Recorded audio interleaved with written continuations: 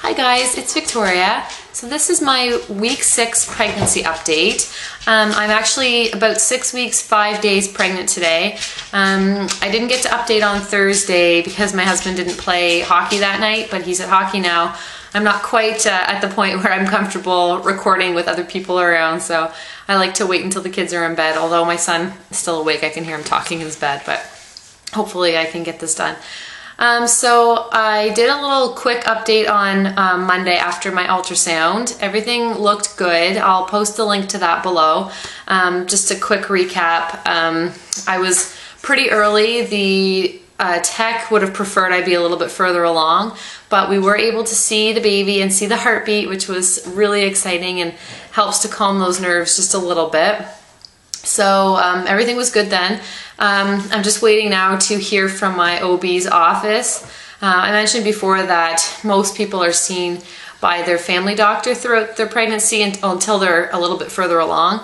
But where I'm higher risk, I get referred on to the OB right away. So hopefully I hear from them this week and I can get an appointment. I just have a few notes here on my phone, so if you see me looking down.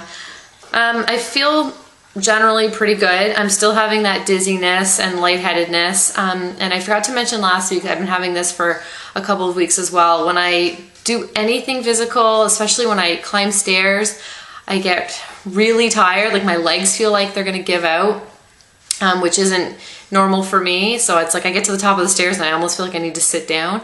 So I'm just trying to do things slowly and take it easy. I had one day this week where I was really tired, like that extreme fatigue, and wasn't hungry, didn't feel like eating anything, didn't feel like cooking at all.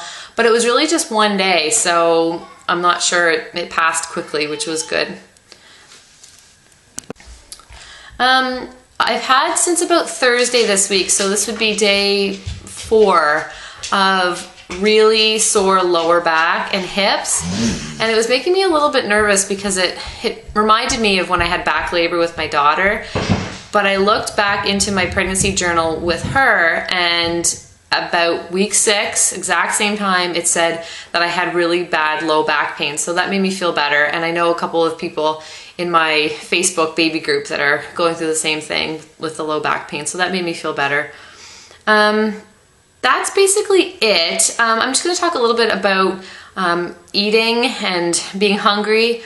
Since about January, I have been sort of on a healthy eating plan, not really a diet, just trying to make better choices, be a little more active, and just take off a little bit of that baby weight that had been lingering. Last year, I had worked hard and I had got down to a really good weight, but then I gained some of it back. So I just sort of said to myself, I want to make some changes. I had cut out snacking when it wasn't like a designated snack time or meal time.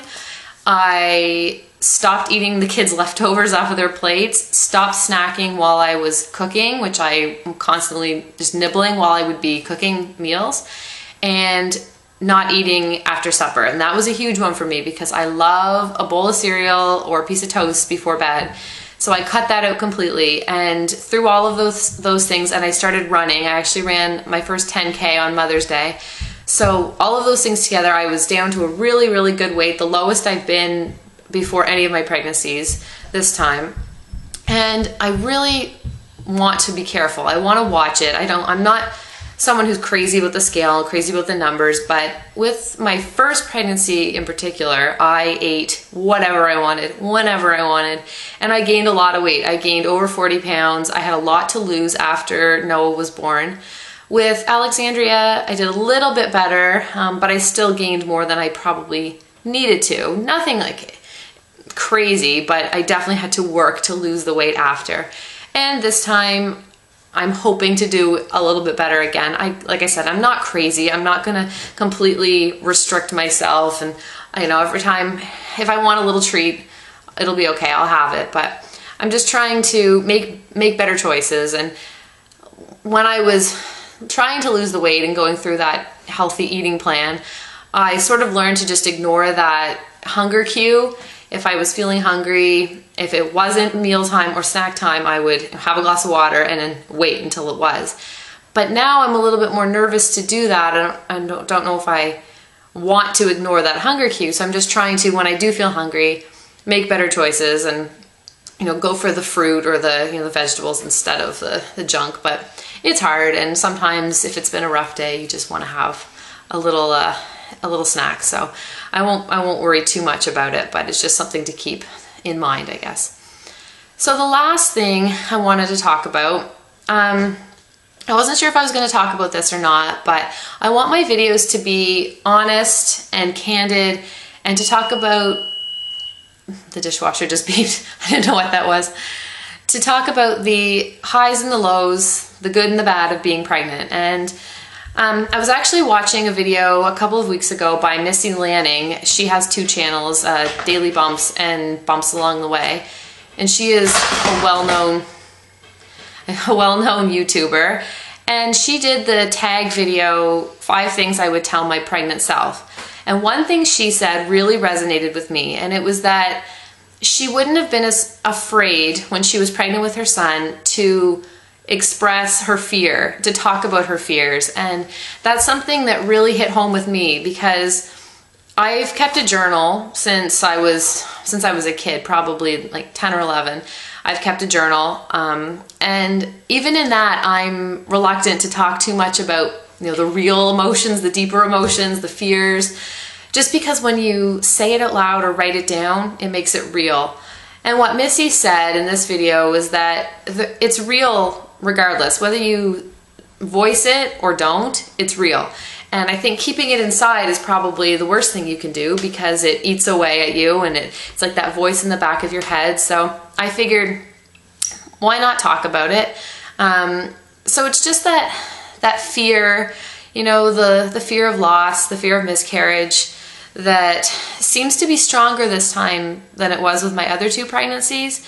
And I think it's just that you hear so much about loss and, you know, just these sad situations that happen. And I think because I'm more involved now in the mom community than I was with my son through Facebook groups and through YouTube, that you just hear so much about loss. And it makes me sort of feel, you know, this is my 3rd pregnancy, and you're sort of just waiting for the other shoe to drop, I guess, or wondering if you're tempting fate by going for a 3rd, or if you're pushing your luck. And just those thoughts that I've sort of had, like, why do I get to be so lucky that I've had three pregnancies and 2 beautiful, healthy children. And, you know, we did go through our struggles with Alexandria coming early, but really compared to what some people go through, it was nothing.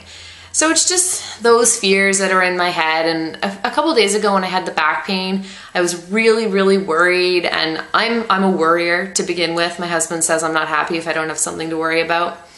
So hopefully, I'm sure a lot of you have these same types of feelings and thoughts and fears when you're pregnant, especially early on. I don't have a whole lot of symptoms. I'm not running to the bathroom every few minutes, but that was the same with my other 2 pregnancies. So at least I know that for me, that's been normal.